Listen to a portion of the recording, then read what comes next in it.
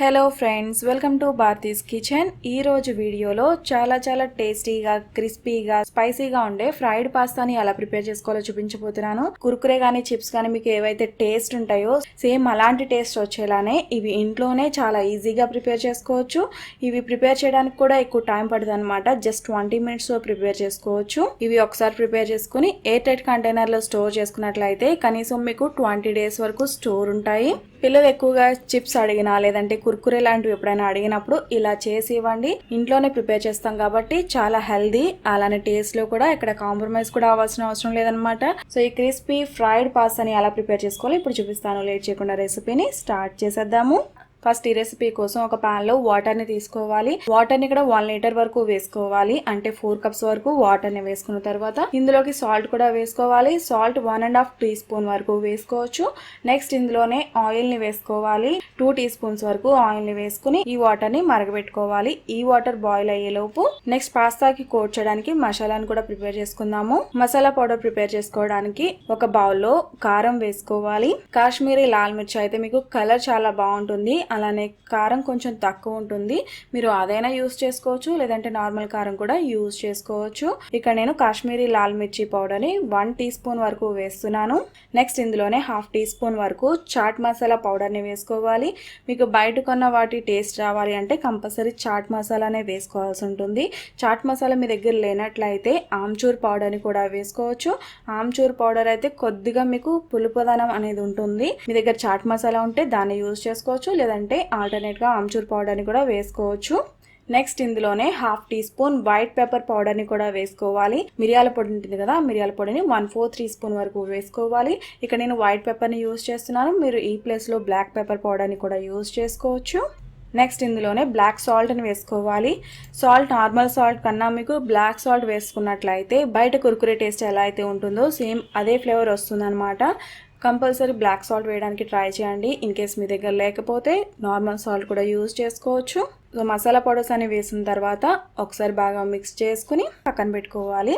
Next water boil అవుతూ ఉండగా ఇందులోకి 1.5 cup వరకు పాస్తాని కూడా వేసుకోవాలి.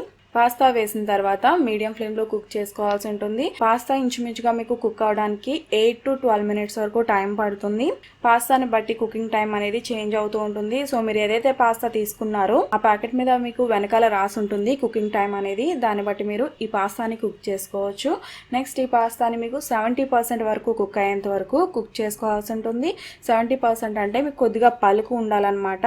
కంప్లీట్ గా కుక్ అయిపోకూడదు, కొద్దిగా పలుకు అనేది ఉండాలి. అంటే 70% వరకు కుక్ చేసుకోవాల్సి ఉంటుంది. సో పాస్తా ఉడికిన తర్వాత వెంటనే స్టవ్ ఆఫ్ చేసుకుని ఈ వాటర్ ని రిమూవ్ చేసేసుకోవాలి.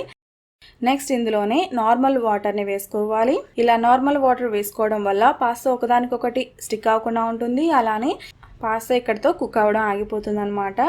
నెక్స్ట్ ఈ పాస్తాని ఒక బౌల్లోకి ట్రాన్స్ఫర్ చేసుకోవాలి. నెక్స్ట్ ఇందులోనే మైదాని వేసుకోవాలి. 1 tablespoon వరకు మైదాని వేసుకోవాలి. అలానే 2 tablespoons వరకు కార్న్ ఫ్లోర్ ని కూడా వేసుకోవాలి.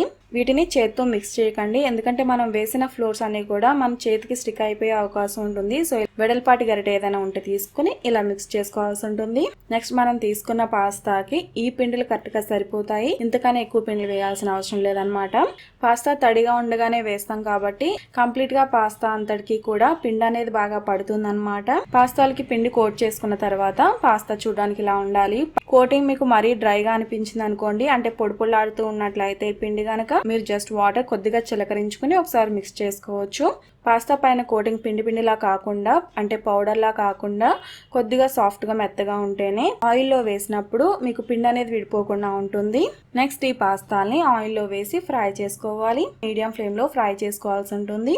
నెక్స్ట్ ఈ పాస్తా ఫ్రై అయిన తర్వాత మరీ ఎక్కువగా కలర్ అనేది చేంజ్ అవ్వదు, మీకు చూడడానికి ఇలా వైట్ కలర్ లోనే ఉంటుంది. లైట్ గా గోల్డెన్ కలర్ అనేది వస్తుందన్నమాట.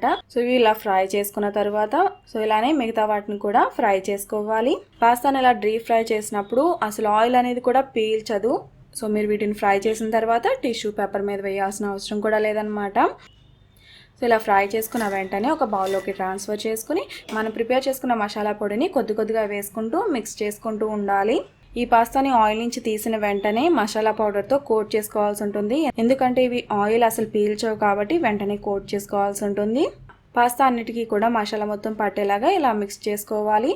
వీటిని ఎక్కువగా ప్రిపేర్ చేసుకుని మీరు స్టోర్ చేసుకున్నట్లయితే కనీసం 20 డేస్ నుంచి 1 మంత్ వరకు కూడా స్టోర్ ఉంటాయి. బౌల్ ఫుల్గా మీరు ఈ కుర్కురే పాస్తాని పిల్లల ముందు పెట్టారంటే ఎన్నైనా కూడా తినేస్తారు, అంత టేస్టీగా ఉంటాయి. చాలా క్రిస్పీగా, స్పైసీగా, చాలా క్రంచీగా చాలా బాగా వస్తాయి. సో ఈ రెసిపీని మీరు కూడా తప్పకుండా ట్రై చేసి మీకు ఎలా కుదిరిందో నాకు ఈ వీడియో కింద కామెంట్ సెక్షన్లో తెలియజేయండి. ఈ రెసిపీ మీకు నచ్చితే తప్పకుండా లైక్ చేయండి. రెసిపీ ఎవరికైనా హెల్ప్ అవుతుంది అనుకుంటే ఈ రెసిపీని తప్పకుండా మీ ఫ్రెండ్స్ అండ్ ఫ్యామిలీస్కి షేర్ చేయండి. మరిన్ని మంచి రెసిపీస్ కోసం నా ఛానల్ సబ్స్క్రైబ్ చేయండి. అలాగే తర్వాత వచ్చే బెల్ ఐకాన్ కూడా క్లిక్ చేయండి. Thanks for watching.